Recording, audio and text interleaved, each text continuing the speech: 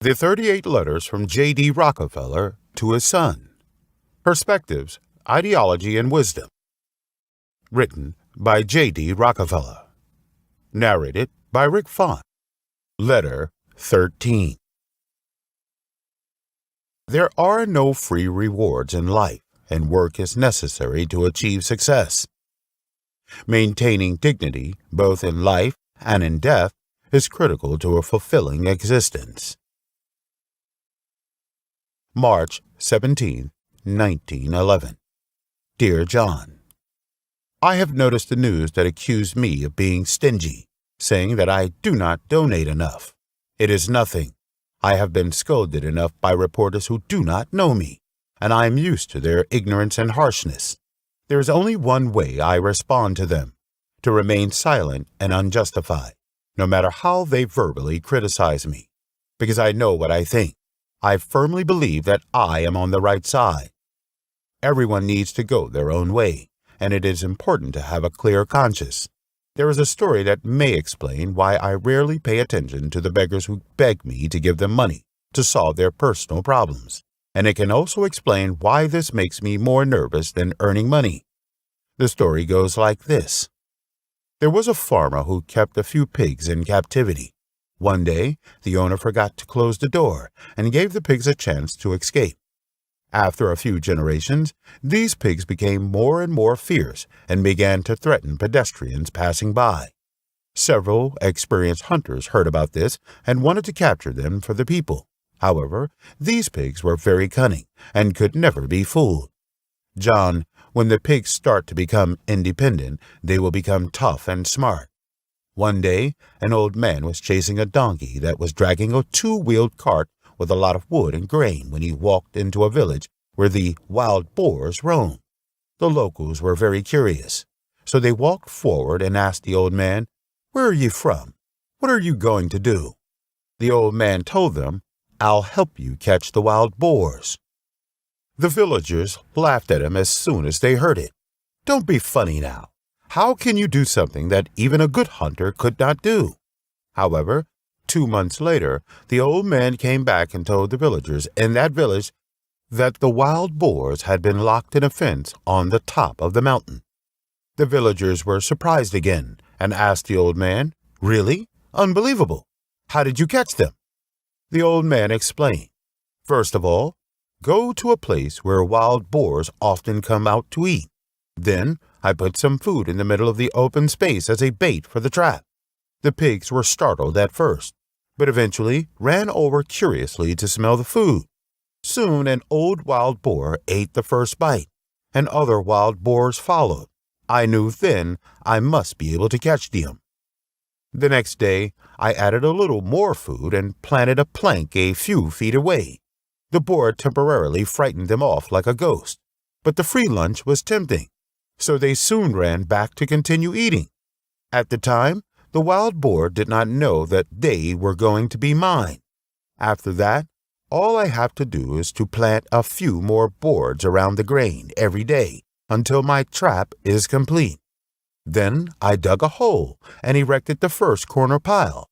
Every time I add something, they will stay away for some time, but in the end, they will come again for the free lunch.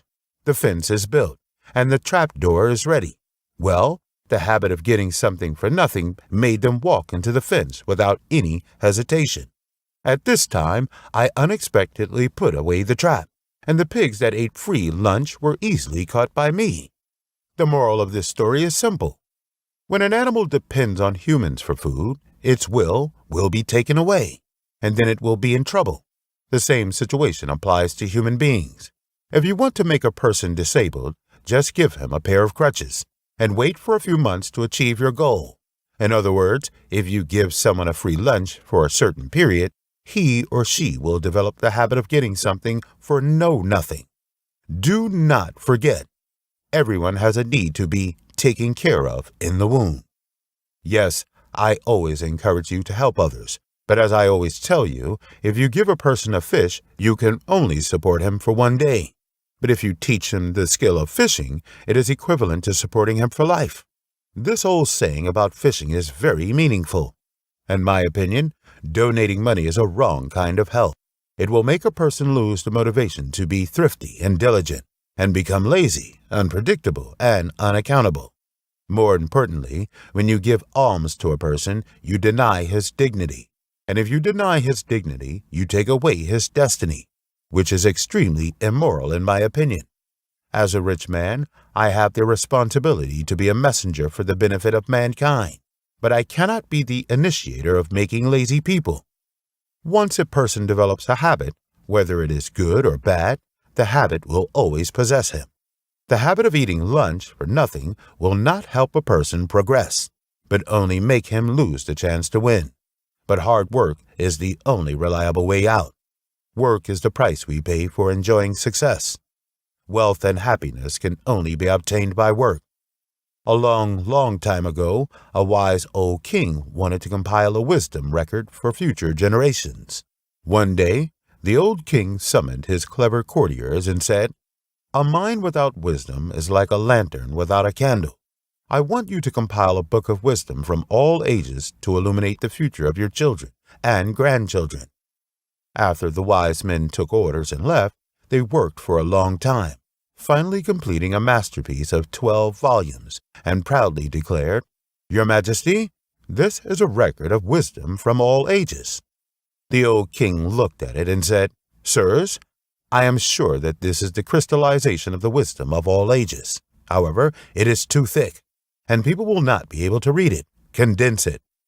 These smart people spent a lot of time, and after several deletions, a book was completed. However, the old king still thought it was too long and ordered them to condense again.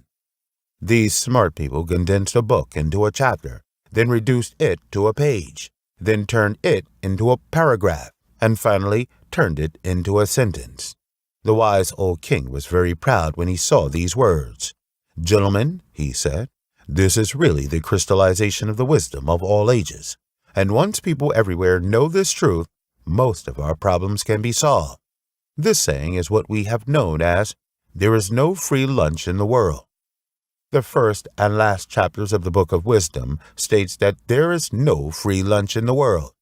If people know that getting ahead is at the cost of hard work, most people will achieve something and at the same time will make the world a better place. And those who eat lunch for nothing will sooner or later pay the price. To live, a person must create something within himself and the outside world that is enough to make his life and death a little dignified. Love your father."